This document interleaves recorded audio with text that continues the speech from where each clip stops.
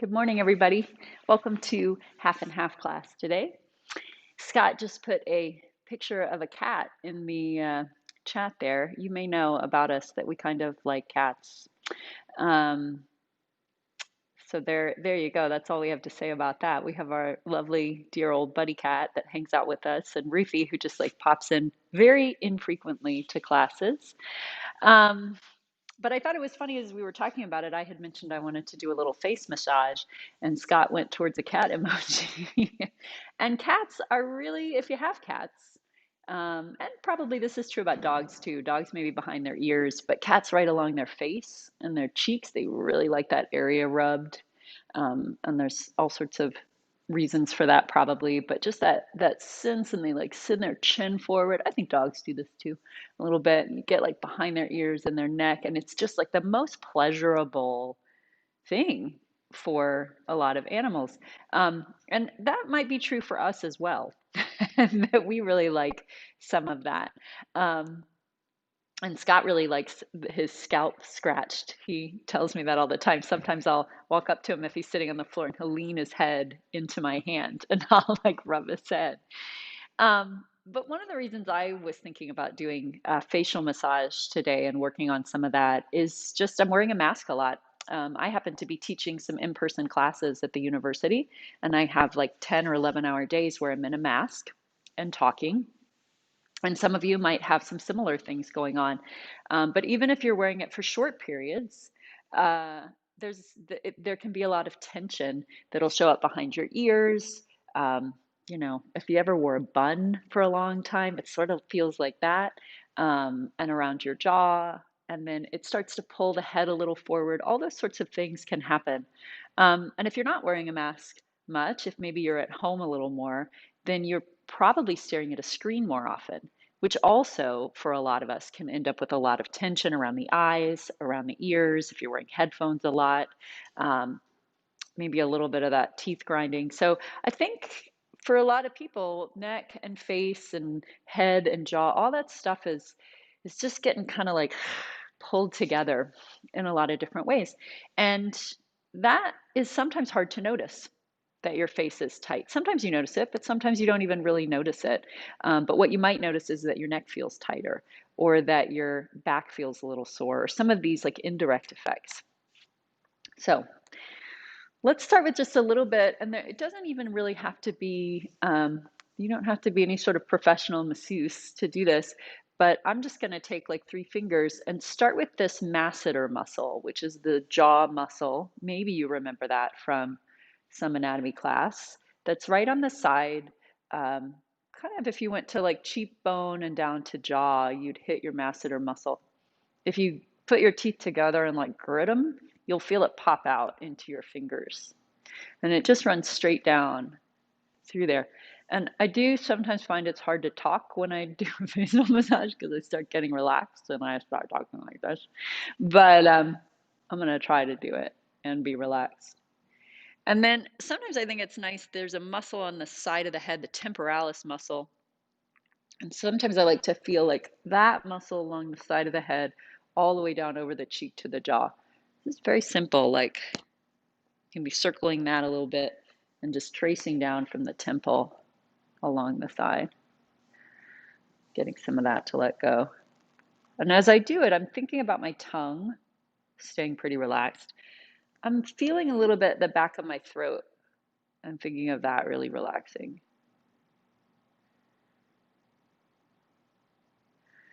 And then right before I was coming out here, Scott said, don't forget behind the ears.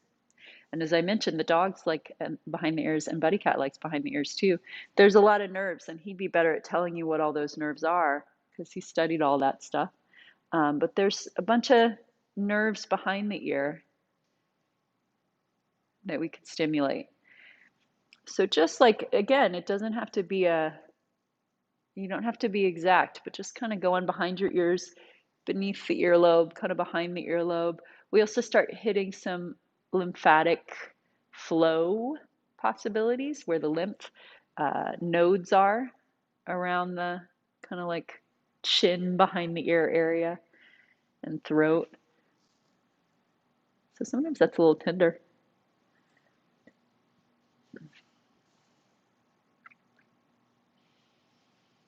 And then just one more thing is to take your little three fingers and open up around your forehead. And I sometimes like to just kind of rake. I think of like raking my forehead if I start with my fingers in the center and spreading out like my forehead is a Zen garden and I have that little rake in the Zen garden. And it goes a little bit into my eyebrows. And sometimes as I go around the brow ridge, that feels very opening and releasing. And then I'll just draw your attention to one more spot, which is the occipital notch back here, joint back here, where the skull meets the neck. You get a little bit of a indentation right there, like if your head tipped backwards, a little bit of that crease right there, right at the very top of the spine and the skull through there. And just kind of finding that space and putting your hands there, just bringing a little bit of awareness all the way around all those spots. There are these occipital muscles that kind of like rainbow out, fan out. I don't know why I said rainbow fan, maybe is what I meant. And they connect neck to skull in this sort of fanned way. They let you do all sorts of little looks around with your head in every direction.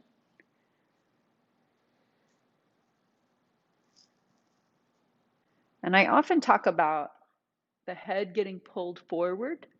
When we get that forward head posture position, when I pull my head forward, you might be able to feel it even. I can feel that area right there get super, super tense when my head goes forward. All those muscles right there and really through the whole neck get really tense. So if I could let some of that be more spacious and open, I get some length through there. Now, sometimes it makes me feel like I have a double chin, and that's okay for the moment, as long as you're not getting super tense through there. Letting that open. So, all that awareness, let's go on to your back. And just take a moment here. You can have your eyes closed if you want. I've got my knees bent and my feet flat on the floor again, so that I'm not putting any pull on my hips. When the legs are flat out, there's often just a little bit of pull that's happening on the hips and the pelvis, and believe it or not, that'll affect you all the way up to your head and neck. So we're just going to take away any pull on the lower body so that the upper body can just settle as deeply and fully as it has the potential to. And then if you want to close your eyes, and think about that raking over your forehead that you did with your fingers across your forehead. See if you could feel that same sensation now, just relaxing around your forehead. And it might be imagined or it might be real, I don't really know. But sometimes I think of my brain relaxing a little bit. Like all my thoughts sometimes feel like they're pushing out my forehead, especially if I have a lot of anxious thoughts or a lot of planning thoughts, executive function thoughts. And sometimes it feels like I could go right underneath my forehead and relax my brain a little bit, and those thoughts could just drop back to the back of my brain and not be screaming at me so much, right? Like not be sort of red alert, pay attention to me, but just, oh yeah, I'm going to hang out.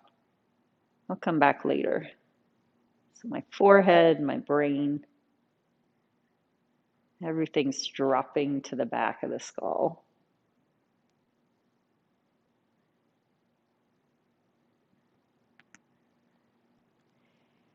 And then imagining that side of the skull through the jaw muscle line we did.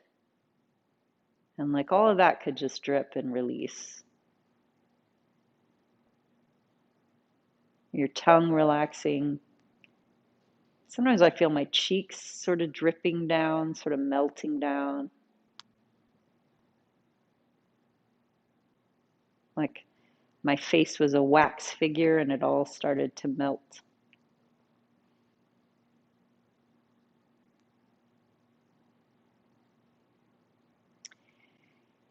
And then bringing your awareness to that back of the neck space where the skull meets the neck. and that fan of muscles really opening up on the back of the skull, a little bit behind the ear. Imagining that really spreading out and releasing.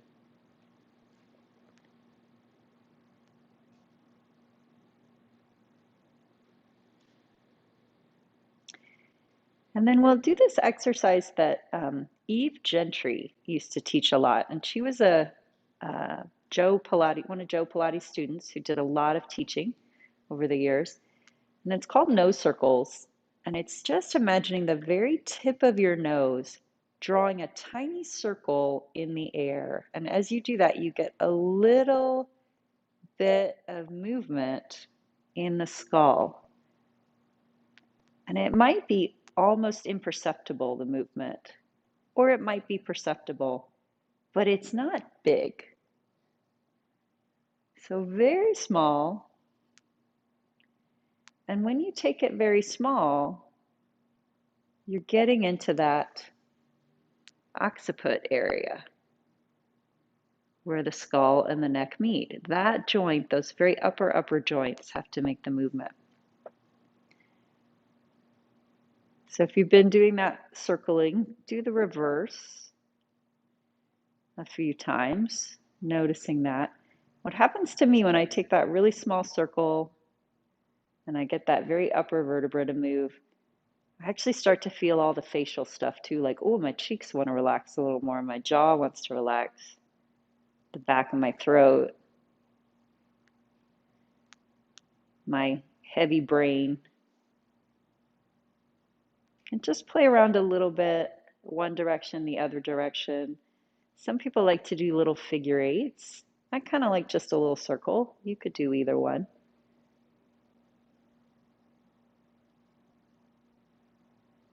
And make sure you even out. Maybe switch directions again.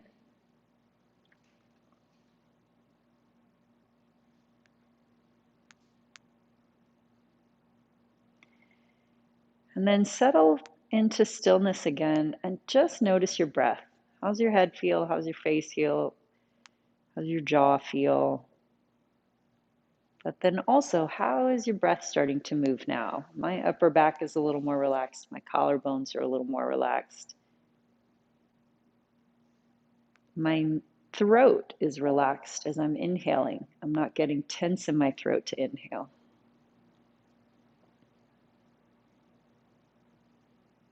Let's spend a minute with the breath here.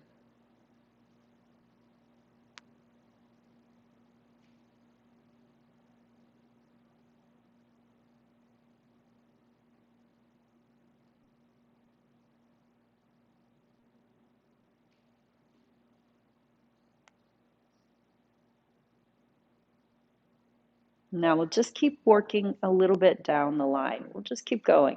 So the next place, how are the arms doing? Let's take your arms up to the ceiling, palms facing each other. And as I did it, I noticed that space in the back of my neck, it got just a little tense. It came on like 2 degrees more. So it's okay. I just said, oh yeah, I don't need to do that. And I let all that relax again. My upper back feel wide again. And I did a imaginary rake of my forehead. Easy arms, not too tense holding them up there. Now we're going to take little tiny circles with the arms, kind of like we did with the nose. I've got my arms circling in towards each other and then open away from each other. Very similar idea. It's like I'm making a circle way up at the shoulder joint. I almost don't need any muscles to do it. It's like the circle somehow is letting me relax everything. And I'm noticing what my face and my neck and my jaw and my upper back, can that stay really grounded and relaxed? Try your circle the other direction.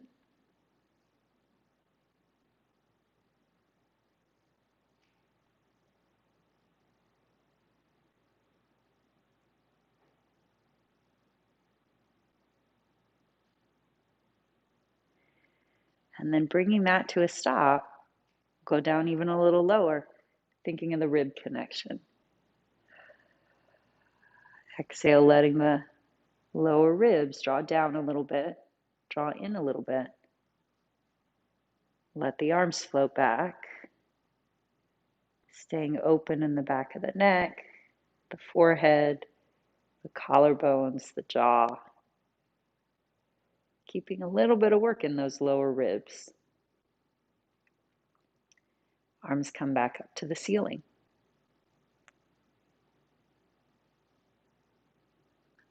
Always a little easier to keep all that release when the arms are up to the ceiling. So I often take a moment and go, oh, okay, settle. Now as my arms move away, can I keep that feeling of settling through my back with my upper abdominals and back up. I'm going pretty far back with my arms, so you don't necessarily have to go that far back. I do a smaller one.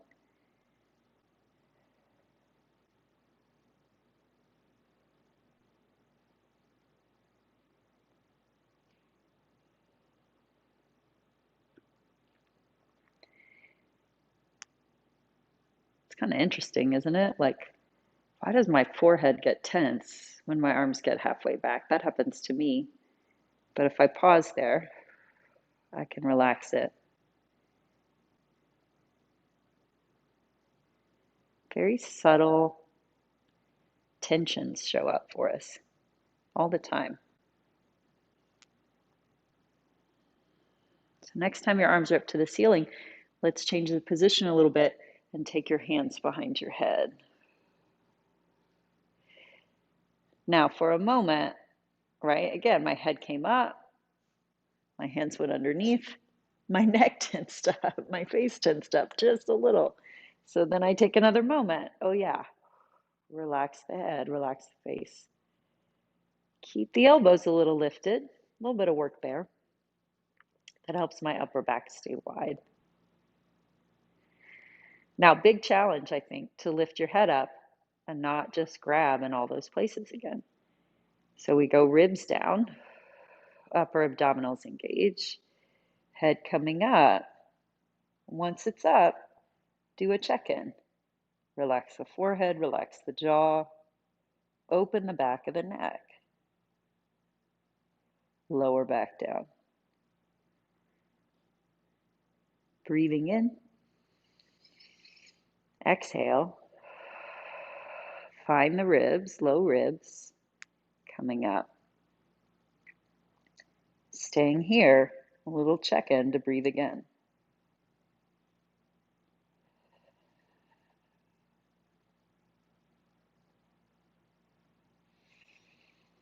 Coming back down. 2 more. Exhale.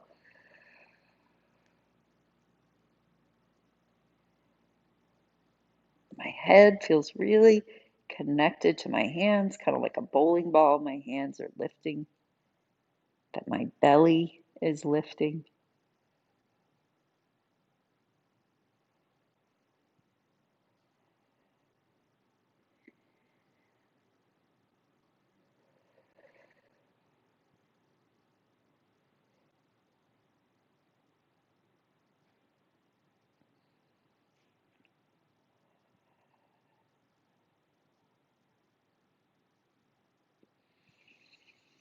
And as you get to the bottom this time, come down.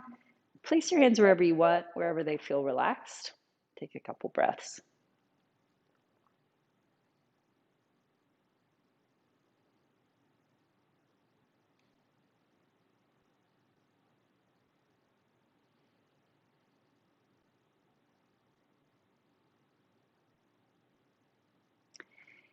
And then whatever way is comfortable for you, come up to sitting. Okay, so we're going to keep traveling down to the kind of navel and low belly, but also just sort of generally feeling the relationship all the way down the spine.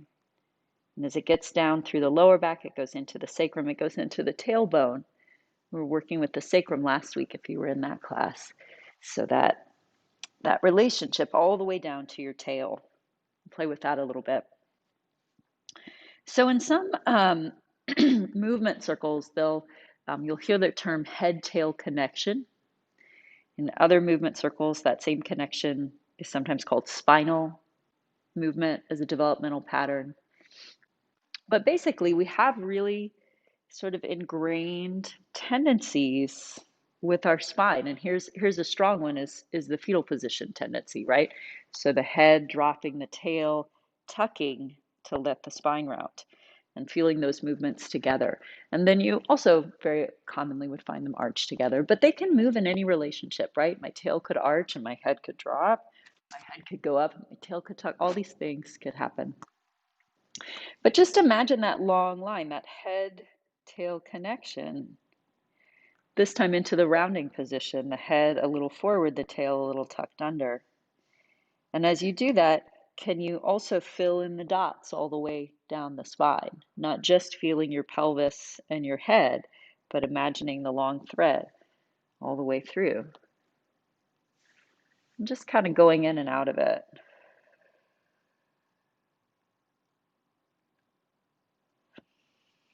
Very gently, right? It's not gripping to do it. It's just settling back. Back of the neck open.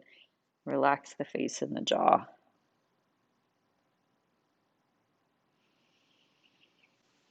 I'm going to take it one more time. This time staying there. And I tricked you into a roll down position, I think. I may not have tricked you.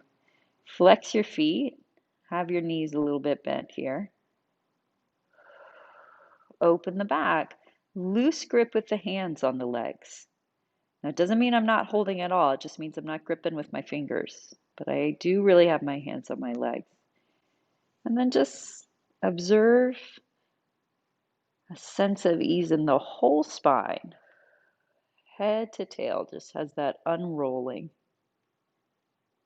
I'm going to go about halfway down. Go to the place that feels easeful, grounded.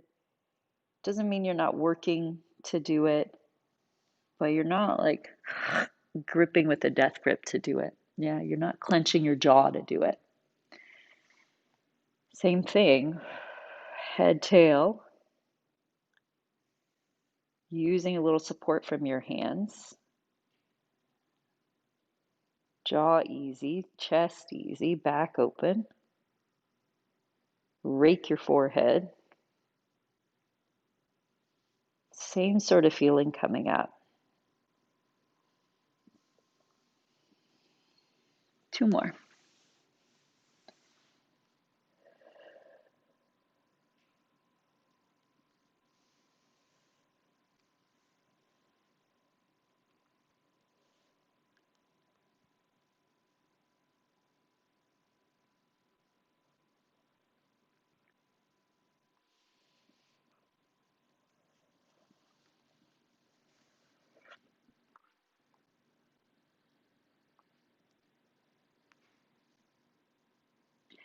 And on your last one, take it all the way down.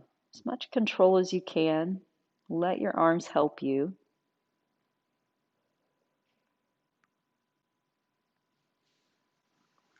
And then again, as you get to the bottom, bend your knees. Place your feet down.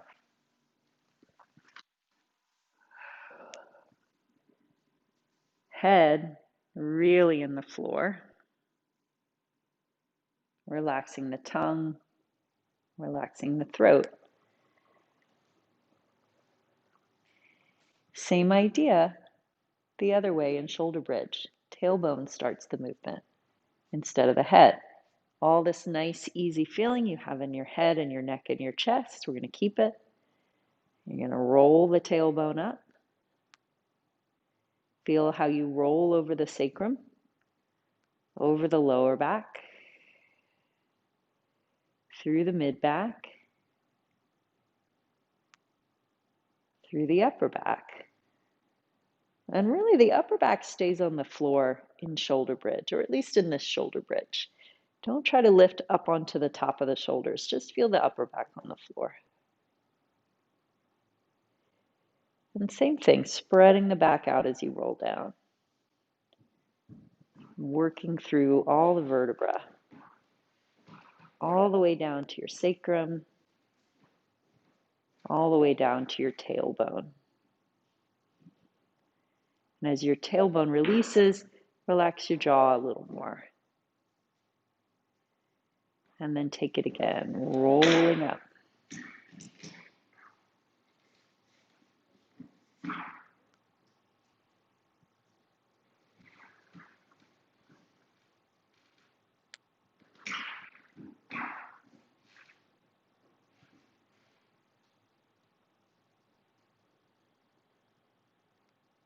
Coming back down.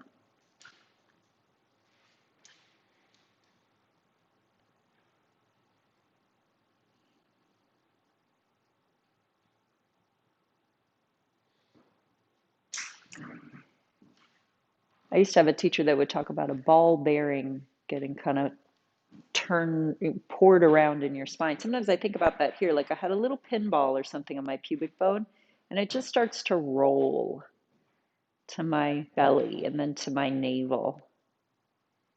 And then it starts to roll through my sternum. That's all it is, right? I'm just like rolling the spine up. It lands in that little notch between my collarbones. And then to come down, that ball starts rolling through my sternum.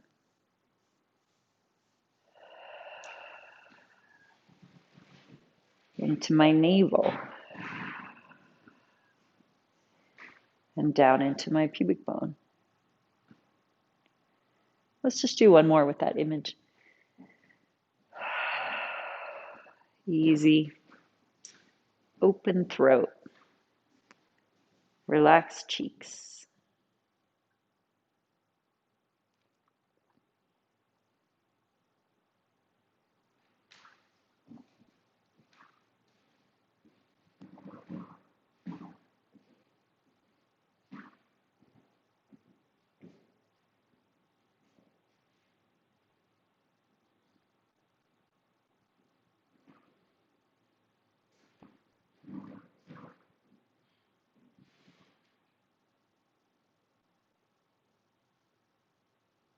And then once you come down this time, take a moment there, breathing. And we'll let Scott come in. I'm not sure if he's going to want to start you on the floor or standing. Sometimes I stand you up and he tells you to go right back to the floor. So he's going to have you start standing. So as we're transitioning, just find a nice, easy way to roll up through your spine and into a standing position as you're ready.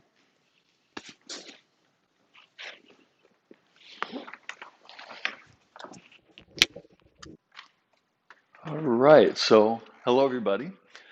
And so we're going to continue this thread on working with the belly and its connection to helping you release the neck. But before then, let's take some movement.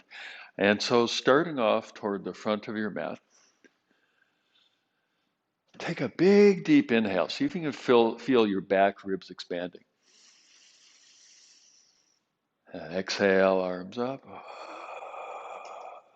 Remember that feeling of ball bearings, articulating your spine. Inhale, articulating.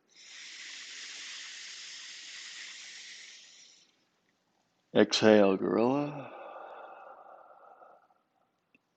And then inhale, stepping back. We're going to take a few breaths here. So here's a wonderful opportunity to release your neck. So using your legs, the strength of your legs to lift your hips up. And then as your hips lift up, let your head hang down. Couple deep breaths here.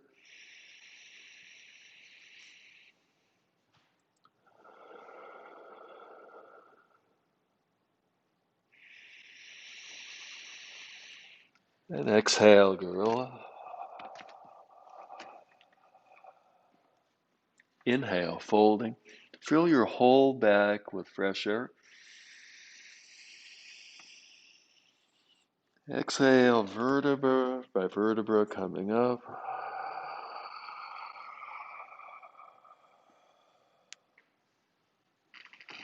Inhale, arms down. Now immediately to the next one. Exhale, arms up.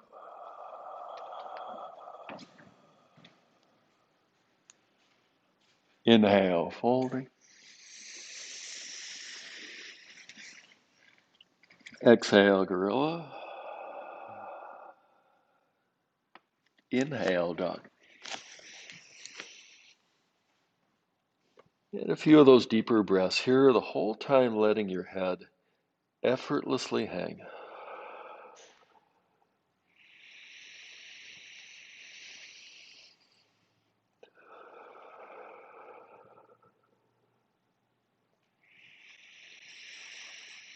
Exhale, gorilla.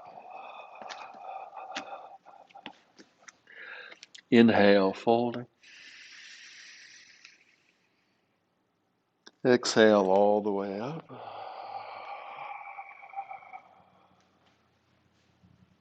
Inhale, arms down. We'll pause here for a few breaths.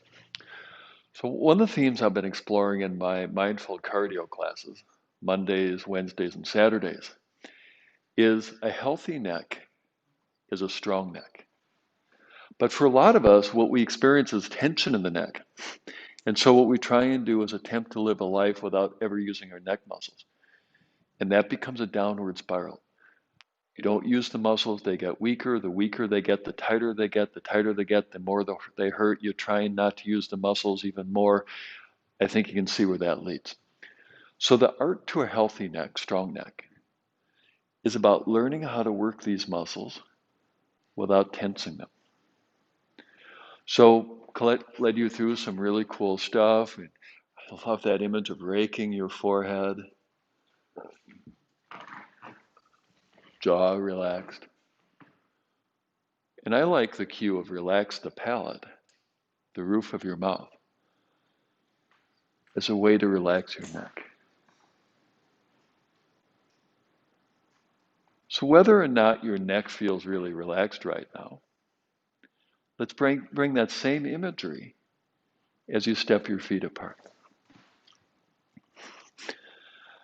That same release, relaxing, as you turn your left foot in and your right foot out.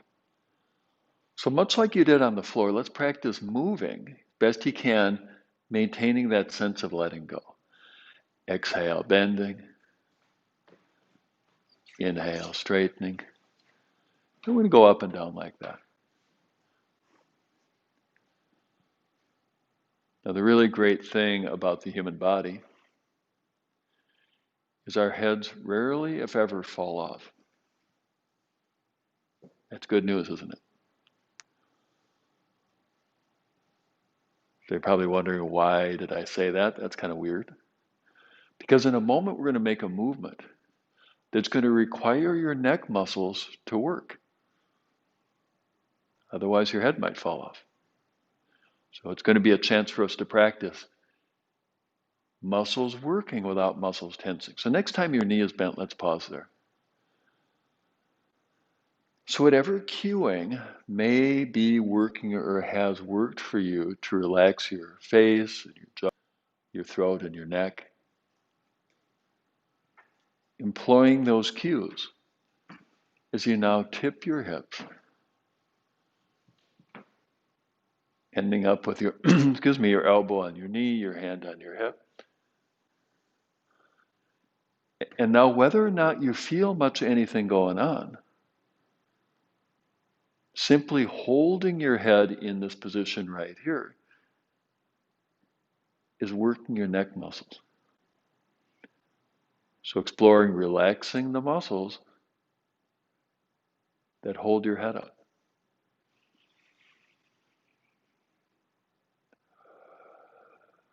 Now with the next inhale coming up,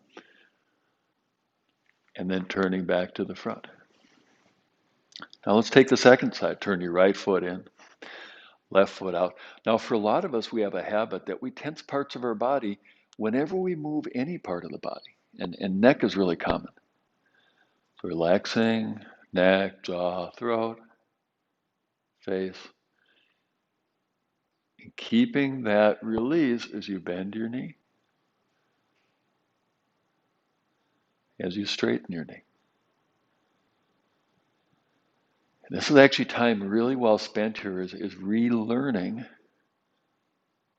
how to enjoy moving your body with ease.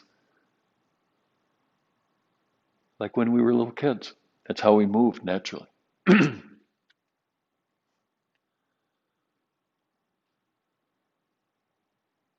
course, I can't really remember being a little kid. I was like 6'2", I think, when I was 4. Okay, maybe not, but I was a big little kid. So next time that knee in the bent position, pausing there. So right now, spine vertical. Muscles don't have to work very hard. But as you slowly tip your hips, neck muscles have to work more and more and more. Now, unfortunately, I've known a lot of yoga practitioners that in response to a tight neck, try and avoid using their neck muscles. Neck gets weaker. Neck hurts more. So right here, neck and head in line with the rest of your body. Relaxing your face, your jaw, the roof of your mouth.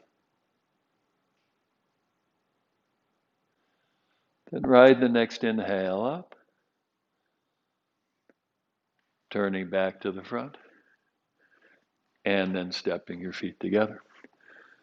So Eve Gentry taught those little circles. Love that image. I'm kind of a fan myself of little figure eights. Circles, figure eights, dodecahedrons, whatever your favorite shape may be. Let movement remind your body about ease.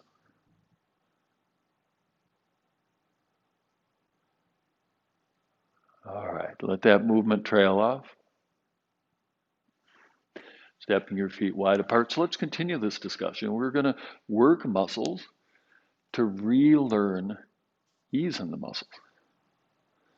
Turn your left foot in and your right foot out. Just a couple of movements. Exhale, bending. Inhale, straightening. So next time, knee in the bent position, pausing there.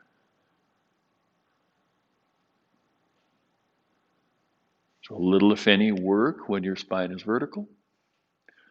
But as you start to tip your hips, what keeps your head from falling off? Neck muscles. They're going to work more and more and more. To this time, catching your shin. Relaxing your palate. And slowly, slowly straightening that front knee. And then we'll take a few breaths here.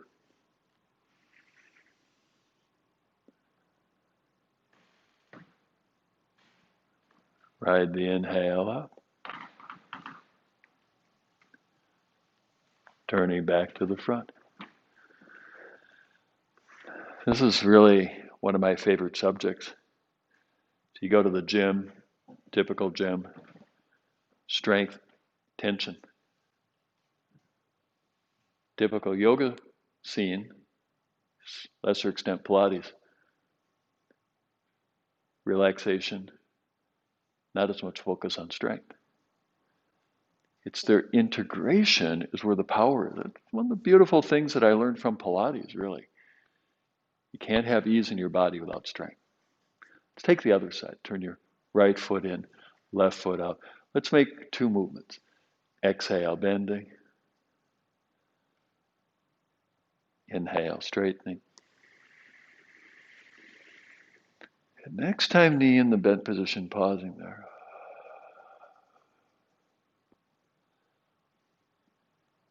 Now we're going to gradually increase the work in the neck muscles. by tipping your hips. So exploring first-hand experience, muscles working, muscles at ease. Catching your shin, exploring that interface of ease and effort. Let you slowly straighten your front knee.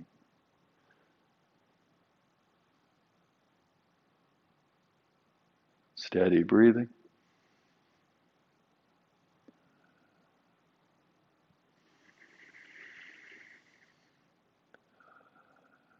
Ride the next inhale up, turning back to the front and stepping your feet together. So it holds true side to side, and also it holds true when you start to fold forward. So let's start with just a little fold forward. Bend your ankles, your hips, and your knees. Notice how your torso comes forward, and then come back up again.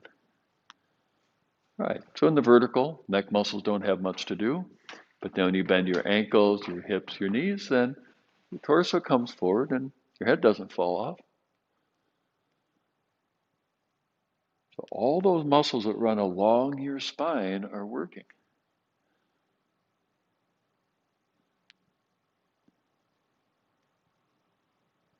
All right, so next time in the upper position, pausing. Remember Collette invited you to the right at the base of your skull at the external occipital prominence. Remember what it felt like to relax there? One of you wrote in that you had a migraine on Thursday. I bet that relaxing there feels pretty good. So the particular focus at that point at the base of your skull, back of your skull, staying relaxed as you bend your ankles, your hips, and your knees. Ease and strength co-emergent, coming back up. One more.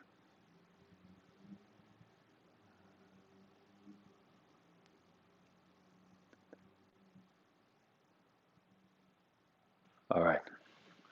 How's that feeling? All right. So let's add in some arm movements. And you did some of this on your back. So see if you can keep that ease in your face, and your neck, and throat, your jaw. As you exhale, bring your arms forward to shoulder height. Inhale, back down. So let's start with a pretty small arm movement. Exhale up to shoulder height. Inhale down. Now, sure enough, I'm feeling a little bit of tension in my neck. Now, my neck muscles are going to have to work, but they don't have to work and be tense. They don't have to be tense to work. Oh, this one in my body feels different. So let's try lifting your arms higher up and see if you can keep that sense of ease.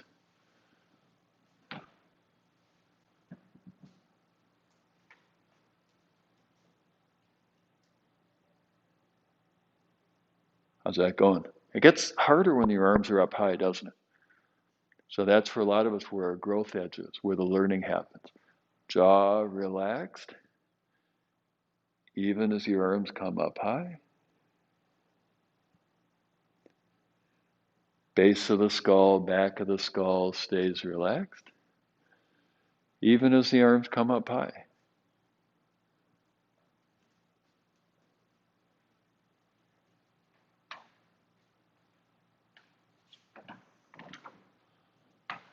The next time your arms are up high, let's pause there.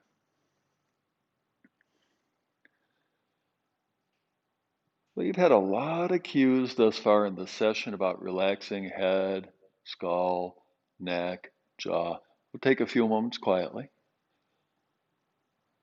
putting those cues into practice. Now, in addition to arms up, bend your ankles,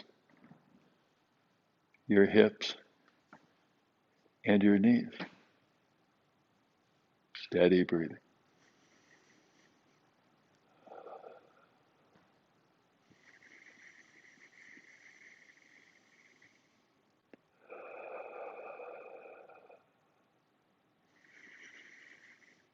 Now with the next exhale coming up,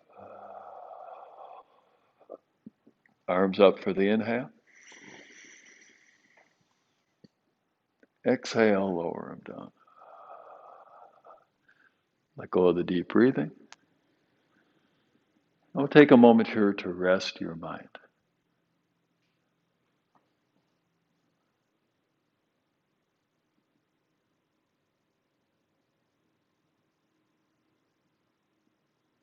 So let's begin with the releasing of your union of neck and head, whether it's figure eights,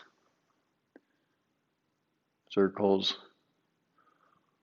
or whatever your favorite geometric shape may be. Tesseract. Good. And letting that movement trail off. Now, a number of the inhale muscles attached to your neck. So gradually start to deepen your breathing.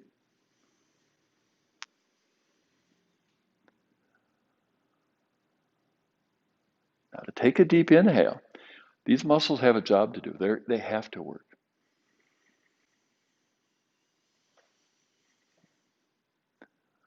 So once again, we get to explore how do we work muscles without tensing them.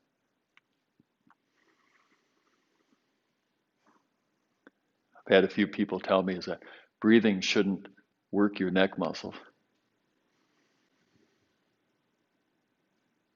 That's just physiologically not true. So a really powerful inhale muscle is your sternocleidomastoid. And maybe you can see mine engage as I inhale.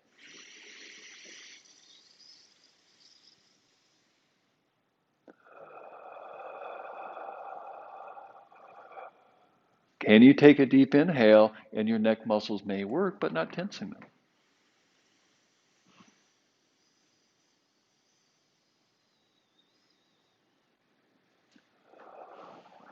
Let's take a few more deep breaths like this. I'm often reminded of those world-class sprinters. They may be running so fast they break a world record. But their faces are so relaxed, sometimes their cheeks are jiggling.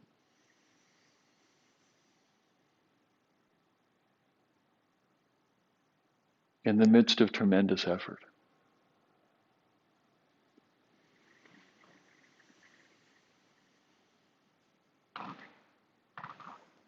Yeah.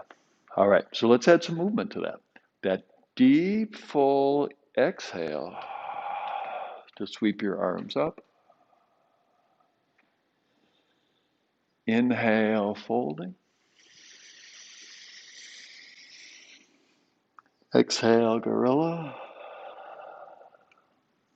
Inhale, dog pose. So here we are, full circle to how we were about 20 or so minutes ago. So use your leg muscles to lift your hips up. Use your leg muscles to take your hips back toward that wall behind you. And then release your head into gravity. Release the weight of your head into the caress of gravity.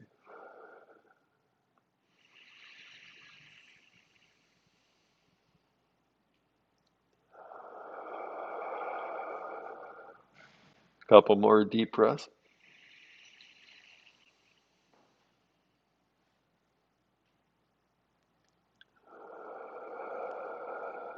And then come on down. Just like they used to say in The Price is Right, come on down. So let's move into a cross-legged position. Collette smirked when I said that. Pretty dorky, isn't it? All right, so remember our various techniques, whether it's relaxing your face, or Zen garden forehead,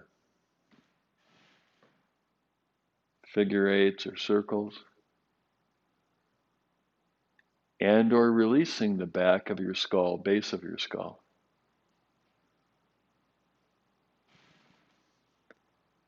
So now we're going to continue exploring, working the muscles that we are relaxing.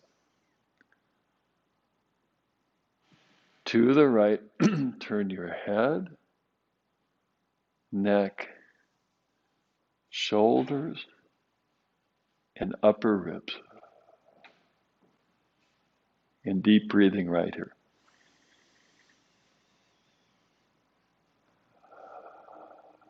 Right, so we're working the neck muscles in a couple different ways. There are little intrinsic muscles in your neck that create the rotation. There are bigger, more extrinsic muscles that help create the rotation.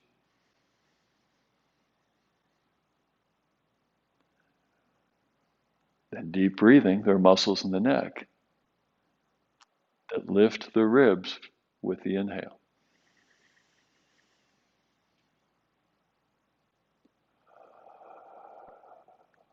Full deep inhale and back toward the middle. It wasn't that many years ago that people thought that the muscles between the ribs were what lifted the ribs with the inhale.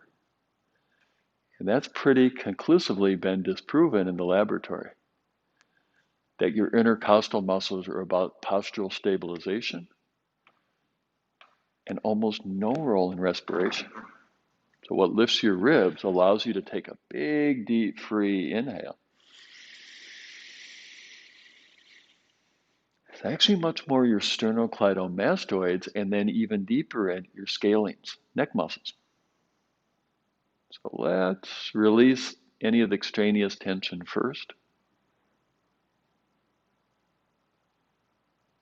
Using your neck muscles to turn your head, neck, shoulders, and upper ribs.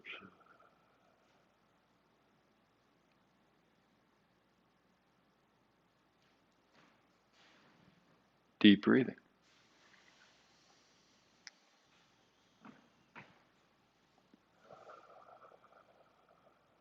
So neck muscles have a couple different jobs to do. They are involved in turning your head.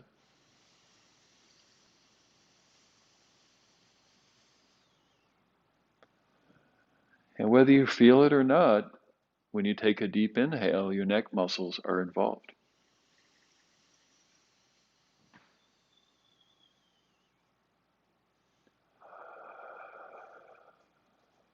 So full deep inhale.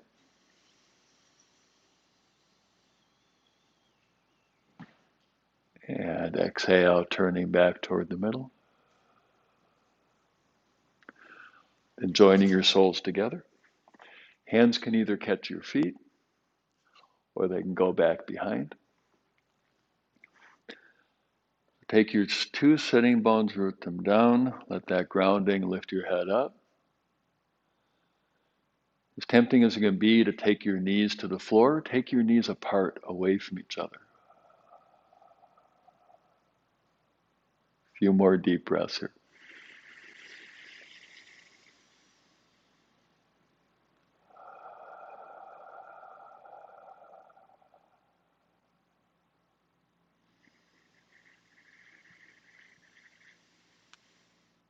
All right, then releasing cobbler pose.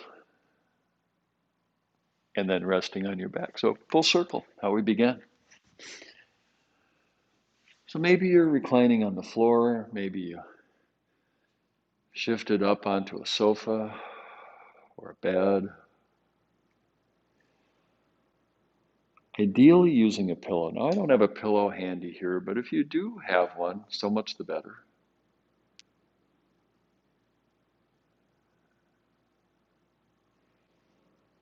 And let the floor or the futon or the pillow support the weight of your head.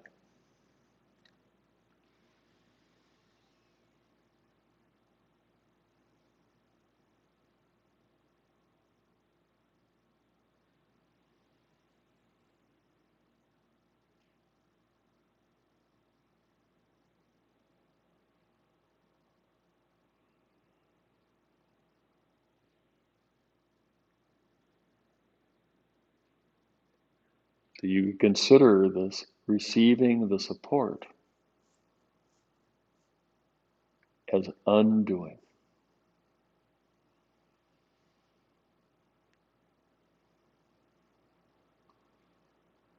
One of my early teachers, Donna Hulleman,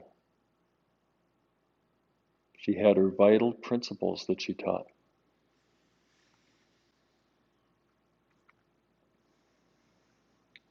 And undoing made the short list of her vital principles.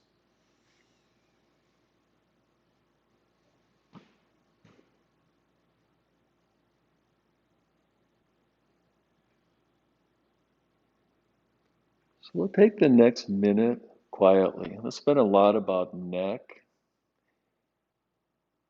Extend this idea of undoing to now include your whole body.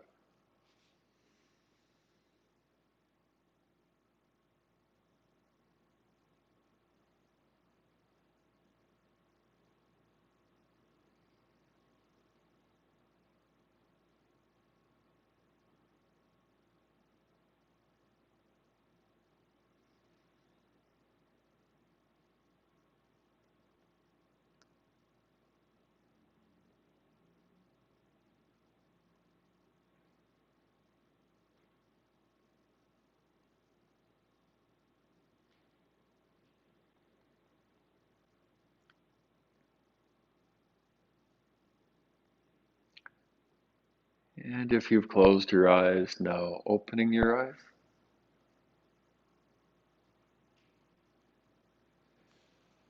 And then as you feel ready, sitting up.